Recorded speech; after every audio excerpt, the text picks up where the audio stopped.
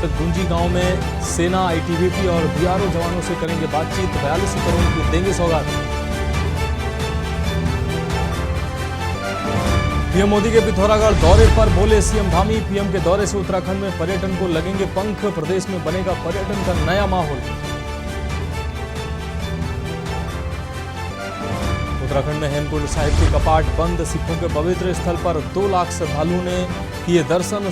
सर्दियों में 5 महीने बंद रहेंगे कपाट। उत्तराखंड में वायरल फीवर ने बढ़ाई टेंशन, डेंगू के प्रकोप के साथ साथ अब वायरल का कहर, तेजी से फैल रहा वायरल फीवर का प्रकोप।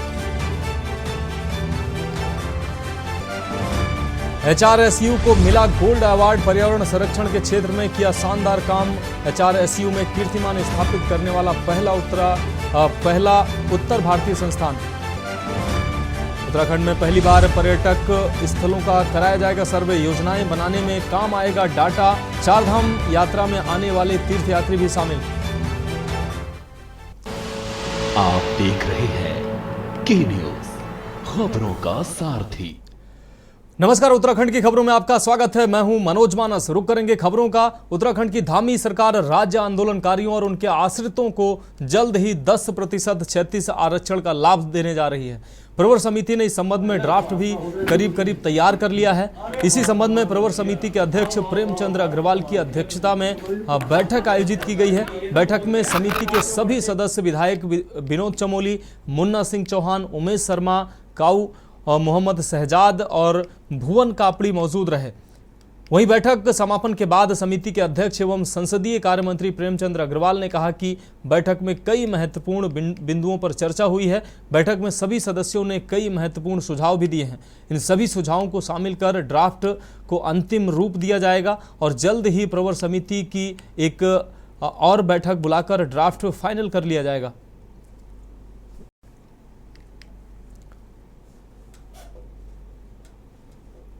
बैठक आप जानते हैं कि परसों कोरम होने के बाद जब हमारे विपक्ष के साथीगण नहीं आए थे, मैंने स्थगित की थी, क्योंकि एक ऐसा विषय है जिसपे हम सभी की सहमति होनी चाहिए। और आज बैठक में हमने सबने बैठ के सारे बिंदुओं पे बहुत विस्तार से हमने चर्चा की है। अच्छा लगा, सबके सुझाव बहुत महत्वपूर्ण सुझाव आए हैं। सबको सम्मिलित करते हुए अब हम इसको बिल्कुल अंतिम स्थिति में ला रहे हैं और एक बैठक अभी और करेंगे और उसके बाद इसको ड्राफ्ट को हम फाइनल करेंगे। मुझे लगता है कि आने वाले टाइम पे जो हमारे सामने अभी तक जिन आंदोलनकारी साथियों को या उनके आश्रितों को नौकरी मिली है या अन्य जिनको हमें क्षैतिज आरक्षण देना है, उस पर बहुत अच्छे ढंग से हम लोग डिस्कस कर रहे हैं। बढ़ेंगे अगली खबर की ओर। खबर हल्द्वानी से है, जहां महिला सशक्तिकरण एवं बाल विकास मंत्री रेखा आर्य ने अंतर्राष्ट्रीय बालिका दिवस के मौके पर जीजीआईसी स्कूल के कार्यक्रम में बतौर मुख्य अतिथि के रूप में शिरकत की है। और इस दौरान स्कूल प्रबंधक व छात्राओं ने मंत्री रेखा आर्य का स्वागत किया है। मीडिया से बात करते हुए कैबिनेट मंत्री रेखा आर्य ने कहा कि आज अंतर्राष्ट्रीय बालिका दिवस है, लिहाजा यह चिंतन का समय है कि कैसे हम बालिकाओं के लिए बेहतर व्यवस्थाएं कर सकते हैं। उनके बाल विकास के लिए इस आयोजन के माध्यम से चिंतन मनन कर कोई नया रास्ता निकाला जाएगा। कार्यक्रम में कैबिनेट मंत्री रेखा आर्य ने महिलाओं को महालक्ष्मी किट तथा प्रतिभावान छात्रों को सम्मानित किया। साथ ही उत्कृष्ट कार्य करने वाले शिक्षकों को भी सम्मानित करते हुए बालिका दिवस की बधाई दी। बहुत ही के बिना, दीप प्रज्वलन के बिना कोई भी कार्यक्रम आगे नहीं होता है। इसके बाद स्वागत गीत के लिए जो हमारी आंगनबाड़ी, आज मैं कह सकती हूँ कि हम सब के लिए बेहद प्रसन्नता का दिन है कि सर्वप्रथम आज का दिन जो है अंतर्राष्ट्रीय बालिका दिवस है और अंतर्राष्ट्रीय बालिका दिवस में समस्त प्रदेश की हमारी बालिकाओं को मैं बहुत शुभकामनाएं देती हूँ। देश की समस्त बालिकाओं को मैं बहुत शुभकामनाएं देती हूँ। निश्चित रूप से ये दिवस हम सबके लिए चिंतन का है कि हम बालिकाओं के लिए अभी तक का जो सफ़रनामा है वो कितना कर पाए और आगे की हमें क्या क्या चीज़ें करनी है, उसकी रूपरेखा जो है वो इस मंथन से तय होता है। तो मैं समझती हूँ कि आज इस बालिका इंटर कॉलेज हल्द्वानी में आते हुए निश्चित रूप से लड़कियों से संवाद करते हुए आगे की किसी न किसी रूपरेखा को यहाँ से तय किया जाएगा इस मंच के माध्यम से। बढ़ेंगे अगली खबर की ओर। खबर देहरादून से है, जहां उत्तरांचल प्रेस क्लब में Bollywood acting school of art द्वारा प्रेस वार्ता कर अपने आगामी कार्यक्रम के बारे में बताया गया। कार्यक्रम आयोजक डॉक्टर इमरान ने कहा कि 16 अक्टूबर को होटल सरोवर पोर्टिको में Indian star achievers award programme आयोजित किया जाना है। इसमें हम अलग अलग फील्ड के लोगों मेडिकल बिजनेस को अवार्ड से सम्मानित करेंगे। अवार्ड प्रोग्राम में मुख्य अतिथि बॉलीवुड की लोकप्रिय अभिनेत्री अमीषा पटेल भी शामिल होंगी। हमने जूरी का गठन किया है और उस जूरी में अलग अलग लोगों की कैटेगरी के अंदर आ रहे हैं और हम उनमें नेम सेलेक्ट कर रहे हैं और उसके हिसाब से करके इस प्रोग्राम को जो है सजोने की कोशिश की है कि 16 अक्टूबर को अमीषा पटेल जी होटल सरोवर प्रीमियम पोर्टिको में 6 बजे से हम लोगों का प्रोग्राम है अवार्ड फंक्शन का। हम लोग अलग अलग फील्ड के अंदर स्टार अचीवमेंट अवार्ड के नाम से अलग अलग फील्ड के अंदर हम लोग अवार्ड देने के लिए जा रहे हैं और जिसके अंदर जो है अलग अलग मेडिकल के क्षेत्र में, बिजनेस के क्षेत्र में और अलग अलग कैटेगरी के क्षेत्र में हम अवार्ड करने जा रहे हैं। और अमीषा पटेल जी एक गदर 2 की एक जो है एक फेमस स्टार है जो कि हमारे उत्तराखंड देवभूमि में वो आ रही हैं। उनका तहे दिल से वार्म वेलकम है। और आप बढ़ेंगे अगली खबर की ओर। उत्तराखंड हाईकोर्ट ने उत्तराखंड लोक सेवा यानी महिलाओं के लिए क्षैतिज आरक्षण अधिनियम 2022 की संवैधानिक वैधता को चुनौती देती याचिका पर सुनवाई करते हुए कोर्ट की खंडपीठ ने राज्य सरकार को 6 सप्ताह में जवाब दाखिल करने को कहा है। न्यायालय ने यह भी कहा है निर्देश दिया है कि नियुक्तियां जारी रह सकती हैं, लेकिन वह इस रिट याचिका के अंतिम निर्णय के अधीन रहेंगी। आज हुई सुनवाई के दौरान याचिकाकर्ता के अधिवक्ता डॉक्टर कार्तिकेय हरिगुप्ता ने बताया कि राज्य कानून के माध्यम से महिला उम्मीदवारों को प्रदान किया जा रहा अधिवास आधारित आरक्षण भारत के संविधान के अनुच्छेद 16 का उल्लंघन है। राज्य विधानमंडल के पास ऐसा कानून बनाने की कोई विधायी क्षमता नहीं है।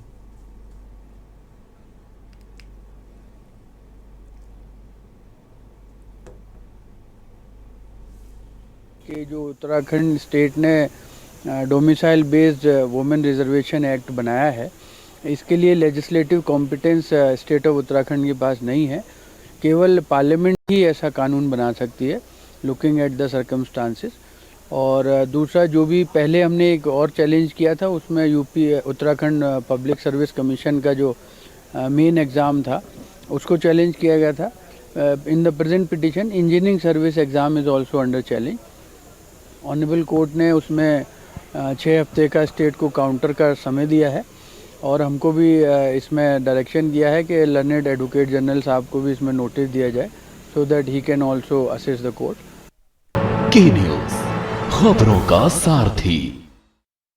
ब्रेक के बाद उत्तराखंड की खबरों में एक बार फिर से आपका स्वागत है। बढ़ेंगे अगली खबर की ओर। सितारगंज में कांग्रेसी कार्यकर्ताओं ने एसडीएम के माध्यम से राज्यपाल को ज्ञापन भेजा है और धान खरीद सत्र 2023 से 24 लागू होने के कारण धान खरीद चालू नहीं की गई है। शासन द्वारा आवंटित धान क्रय केंद्र भी आवंटित नहीं किए गए हैं, जिसकी काश्तकारों की पक्की खड़ी फसल खराब हो रही है तथा काश्तकारों को काफ़ी दिक्कतों का सामना भी करना पड़ रहा है। धान खरीद हेतु क्रय केंद्रों पर आधारित निर्धारित कांटे सुचारू रूप से आवंटित कराए जाएं एवं तौल चालू कराई जाए। प्रत्येक दिन प्रति कांटे पर कम से कम 700 से 1000 कुंटल धान क्रय निर्धारित किया जाए। मंडी में धान की तौल सीसीटीवी एवं विभागीय अधिकारियों की निगरानी में कराई जाए। खातेदारों की दरी भूमि को लीज भूमि बढ़ाकर वापस लिए गए भूमि दरी अधिकारी को फिर काश्तकारों को वापस दिए जाने की भी मांगे की गई। आड़ती के थ्रू धान खरीद शुरू करी है सरकार ने। सरकार जो है ये दम भरती है कि हम 1 तारीख को धान चालू कर देंगे, लेकिन आज आप देखिए 11 तारीख हो गई, लेकिन आज तक भी किसानों का धान नहीं तुला है। कोई कांटों पर व्यवस्था नहीं है। कच्चे आड़तियों के रजिस्ट्रेशन तक अभी नहीं हुए और मिलों का आवंटन भी नहीं हुआ है और किसानों का धान लूटा जा रहा है। और जब ये और 5-7 दिन में किसानों का धान जब सारा बिक जाएगा, उसके बाद फिर कच्चे आड़ती की शुरुआत करके क्या फायदा। उसके बाद तो फिर दलालों का धान तुलेगा, किसानों का धान तो लूट चुका होगा तब तक। तो ये सरकार हर बार सरकार का यही काम रहता है, किसानों का शोषण हमेशा होता रहा है और सरकार दम भरती है कि हम किसानों की आय दुगनी करेंगे, लेकिन किसानों ये योजना बनती तो किसानों के नाम पे है, लेकिन इसका फायदा किसानों का ना होकर दलालों को होता है। रुक करेंगे अगली खबर का। खबर उधम सिंह नगर से है, जहां शराब ठेकेदारों के फर्जीवाड़े का बड़ा मामला प्रकाश में आया है। आपको बता दें, ठेकेदारों ने बैंक गारंटी के नाम पर 3 करोड़ का फर्जीवाड़ा किया है। मामले के खुलासे के बाद 12 ठेकेदारों को नोटिस भी भेजा गया है। साथ ही पूरे मामले की गंभीरता को देखते हुए आबकारी आयुक्त हरीश चंद्र सेमवाल ने पूरे प्रदेश में बैंक गारंटी की जांच के आदेश दिए हैं। बता दें कि फर्जीवाड़ा करने वाले ठेकेदारों ने उत्तर प्रदेश जिला रामपुर के बैंक ऑफ बड़ौदा मसवासी शाखा की गारंटी लगाई थी, जिस पर बैंक का कहना है कि उसने ये गारंटी जारी ही नहीं की है। वहीं जिला आबकारी अधिकारी अशोक मिश्रा का कहना है कि ठेकेदारों से नई बैंक गारंटी ले ली गई है, कोई बैंक गारंटी में फ्रॉड नहीं हुआ है। रश्मि गोयल सुल्तानपुर पट्टी देसी मदिरा दुकान, इसका 3 लाख। पहले तो नोटिस जारी हुआ है, ये आप लोगों के माध्यम से मुझे पता चला, अभी मेरे पास कोई नोटिस नहीं आया है। और दूसरी चीज़, बैंक गारंटी जो है संबंधित अनुज्ञापी जिन्होंने वो दुकानें ली हैं सरकार से, वो उसमें लगाते हैं। बैंक गारंटी मेरे द्वारा नहीं लगाई गई है। बैंक हमें एक गारंटी देती है कि यह अनुज्ञापी पैसा नहीं जमा करता है या भाग जाता है तो हम आपको इतने पैसे की गारंटी देते हैं। हमारा काम यहाँ है रेवेन्यू कलेक्शन। हमारा पैसा जो सब निर्धारित है वो पैसा डूबना नहीं चाहिए, वो पैसा हमें किसी भी तरीके से सरकार के पक्ष में जमा करवाना होता है। इस संदर्भ में हमने सभी 12 अनुज्ञापियों को एक नोटिस भी भेजा था और उनके द्वारा अब सारी दुकानों का नगद में चालान के माध्यम से सारा पैसा जमा किया जा चुका है। तो जो हमारा निर्धारित राजस्व था वो हमने सारी दुकानों पर जमा करवा लिया है 100%। अब रही बात नोटिस की, तो अब नोटिस अभी मेरे पास आया नहीं है, और नोटिस आता है, अगर ऐसा कुछ होता है तो मैं आप लोगों को पक्का बताऊंगा।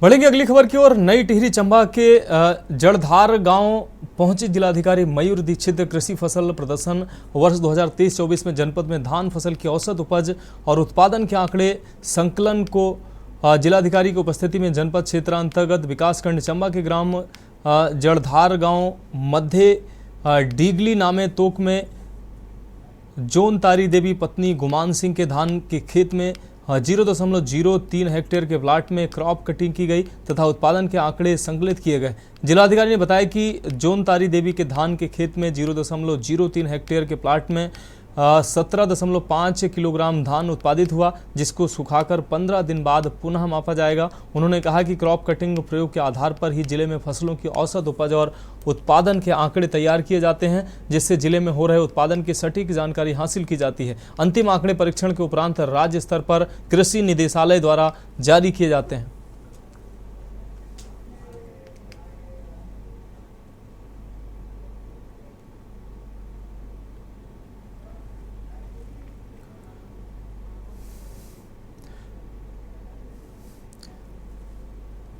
अगली खबर नैनीताल से है, जहां विश्व प्रसिद्ध जिम कॉर्बेट नेशनल पार्क के 2 जोन बिजरानी व गार्जिया पर्यटन जोन मानसून के बाद 15 अक्टूबर से पर्यटकों के लिए खोल दिए जाएंगे।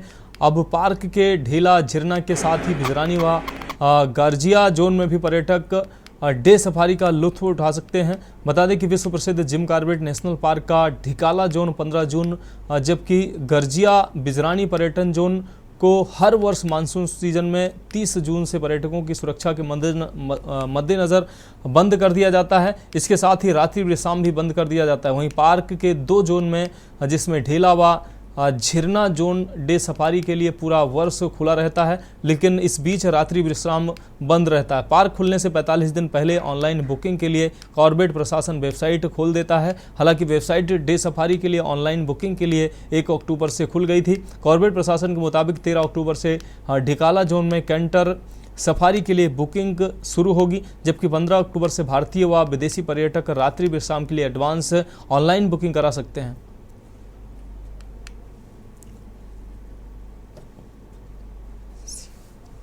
अक्टूबर से हमारा जैसे चला आ रहा है, हमारा बिजरानी जोन और गर्जिया जोन खोल रहे हैं, तो ये 15 अक्टूबर से 30 जून तक खुला रहेगा।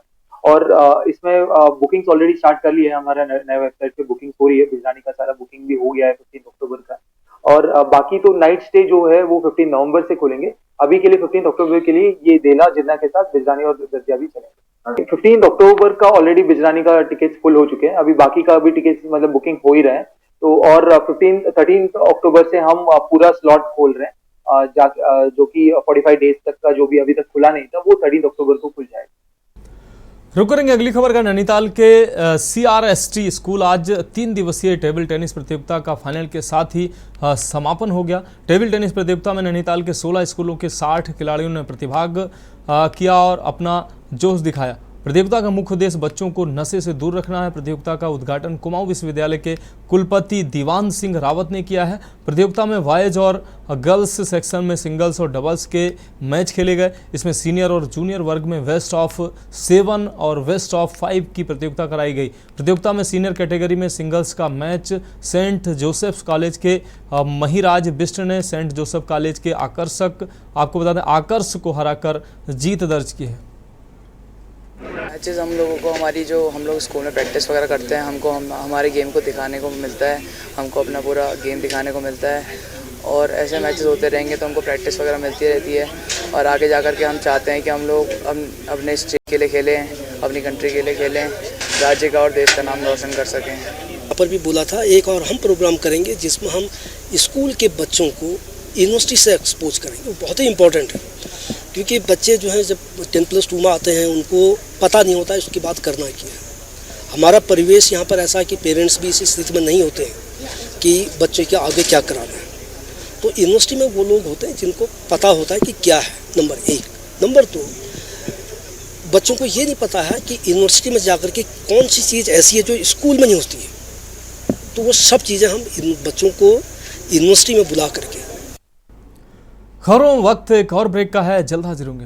न्यूज़ खबरों का सारथी। ब्रेक के बाद एक बार फिर से खबरों में आपका स्वागत है। अब बात अगली खबर की। हल्द्वानी में पुलिस ने खुलासा करते हुए घरों से जेवरात चोरी करने वाले एक बड़े गिरोह का खुलासा किया है। बंद घरों में चोरी की घटनाओं को अंजाम देने वाले इस गैंग में नाबालिग सहित 5 साथी चोरों को पुलिस ने गिरफ्तार किया है। इसके अलावा चोरी किए गए जेवरात को पिघलाकर खरीदने वाले ज्वेलर्स को भी गिरफ्तार किया है। आपको बता दें SSP प्रहलाद मीणा ने बताया कि मोखानी क्षेत्र में बंद घरों में हुई चोरी मामले में पुलिस और SOG ने साथी चोरों के पास से ऑल्टो कार भी बरामद की है और यह गैंग बंद घरों से केवल सोना चांदी और नकदी ही चुराते हैं और पैसों को आपस में बांट लेते हैं। साथ ही सोने चांदी को ज्वेलर्स के यहाँ बेचकर पिघलाकर उसे ठिकाने लगा देते हैं। पकड़े गए आरोपियों में से एक मोतिहारी, चंपारण, बिहार का तथा बाकी सभी हल्द्वानी के ही रहने वाले हैं।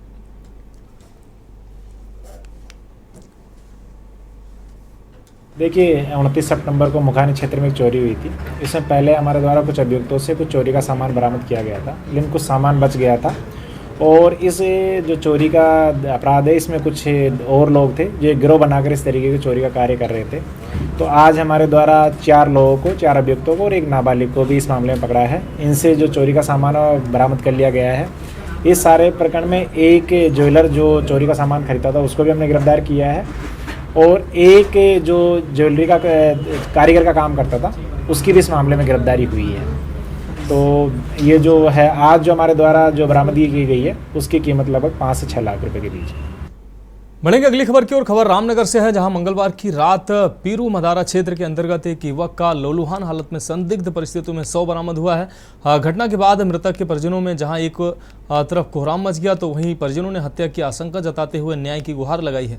वहीं इस मामले में पुलिस ने सड़क दुर्घटना के तहत मामला दर्ज कर मामले की जांच शुरू कर दी है। आपको बता दें कि ग्राम गांधीनगर काशीपुर निवासी संदीप सिंह जो मंगलवार की रात बाइक से दवाई लेने घर से निकला था, लेकिन जब काफ़ी देर तक वह घर नहीं पहुंचा तो परिजनों द्वारा उसके मोबाइल पर संपर्क किया गया, लेकिन संदीप ने फ़ोन रिसीव नहीं किया। परिजनों का कहना है कि लगातार फ़ोन करने के बाद वहां से गुजर रहे एक व्यक्ति ने फ़ोन पर संदीप के घायल होने की जानकारी दी थी, लेकिन अस्पताल पहुंचने से पहले ही संदीप की मौत हो चुकी थी। परिजनों ने संदीप की हत्या किए जाने की बात कही है।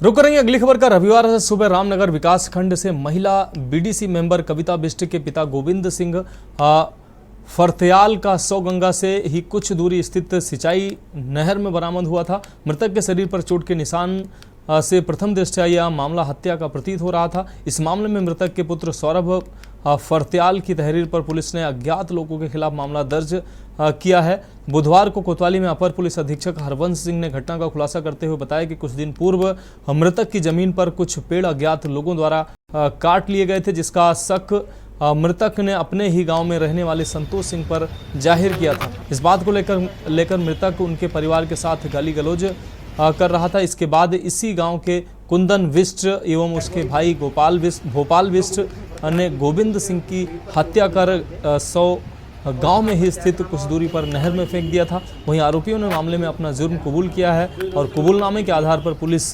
कार्रवाई में जुटी हुई है।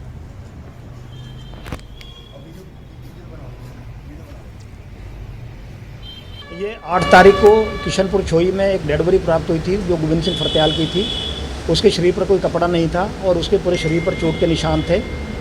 इस आधार पर जब हत्या का शक प्रतीत हुआ तो उसके आधार पर पोस्टमार्टम और पंचायतनामा की कार्रवाई की गई और थाने से टीमों का गठन किया गया।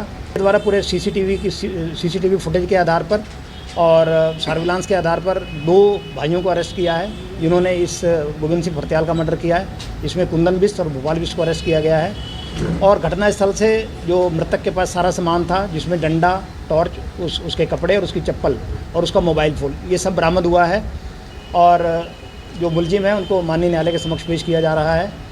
इस पुलिस टीम द्वारा बहुत त्वरित कार्रवाई करते हुए इस हत्या का खुलासा किया है। बात अगली खबर की। हाईवे 74 पर जा रहे एक ट्रक में अचानक आग लग गई और अफरा तफरी का माहौल बन गया। इस मौके पर गदरपुर पुलिस, एनडीआरएफ और फायर ब्रिगेड को कर्मचारियों ने आग बुझाने का प्रयास किया लेकिन यह आग बुझ नहीं पाई। मौके पर प्रभारी थाना अध्यक्ष पूरन सिंह तोमर ने बताया कि नेशनल हाईवे 74 पर आग लगने की सूचना उन्हें मिली। वह तत्काल यहां पहुंचे और आग बुझाने का प्रयास किया लेकिन फायर ब्रिगेड की एक ही गाड़ी होने के कारण आग नहीं बुझ पाई। बताया जा रहा है कि जाफरपुर से सिडकुल की अशोक लीलैंड फैक्ट्री में 167 टायर लेकर ट्रक जा रहा था और तभी केबिन में अचानक आग लग गई। फायर ब्रिगेड की सूचना फायर ब्रिगेड को दी गई लेकिन फायर ब्रिगेड की एक ही गाड़ी पहुंची और बताया गया कि रुद्रपुर में आग के चलते 3 गाड़ियां फायर ब्रिगेड की भेजी गईं। बाजपुर की गाड़ियों को भी सूचना दी गई।